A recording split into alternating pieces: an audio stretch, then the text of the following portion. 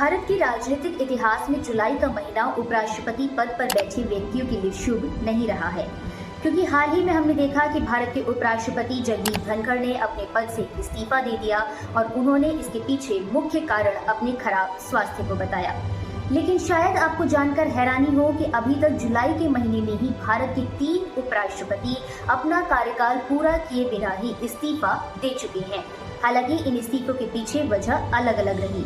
सबसे पहले जुलाई 1969 में उपराष्ट्रपति वीवी गिरी ने अपने पद से इस्तीफा दिया। इसके बाद जुलाई 1987 में भी आर वेंकटरमन ने उपराष्ट्रपति के पद से इस्तीफा दिया, वो भी जुलाई का ही महीना था, जुलाई 1987। और इन दोनों ही उपराष्ट्रपतियों ने राष्ट्रपति पद के लिए नामांकन भरने के लिए अपने उपराष्ट्रपति के पद से इस्तीफा दिया और अपने अपने समय में बाद में ये दोनों ही लोग भारत के राष्ट्रपति भी बन गए। और अब एक बार फिर से जुलाई 2025 में भारत के उपराष्ट्रपति जगदीप धनखड़ ने अपने पद से इस्तीफा दे दिया है। हालांकि इस बार वजह कुछ और है।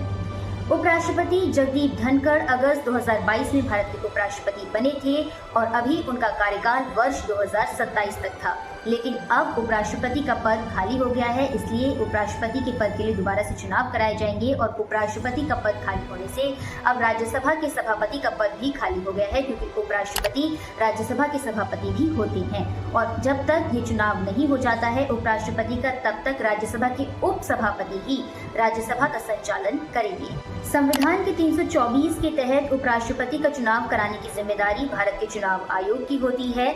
उपराष्ट्रपति के चुनाव में निर्वाचक मंडल के सदस्य यानी इलेक्टोरल कॉलेज के सदस्य वोट डालते हैं, जिसमें लोकसभा और राज्यसभा के सभी निर्वाचित सांसद शामिल होते हैं। लेकिन यहाँ पर एक महत्वपूर्ण नोट करने वाली बात यह है कि जब राष्ट्रपति के चुनाव होते हैं तो राष्ट्रपति के चुनाव में भी यही निर्वाचक मंडल यानी इलेक्टोरल कॉलेज के सदस्य जो हैं वो वोट डालते हैं। लेकिन तब राज्यसभा के 12 नामित सदस्य यानी कि 12 नॉमिनेटेड मेंबर्स और सभी राज्यों की विधानसभा के सदस्य भी राष्ट्रपति के चुनाव में वोट डालकर देश के राष्ट्रपति का चयन करते हैं।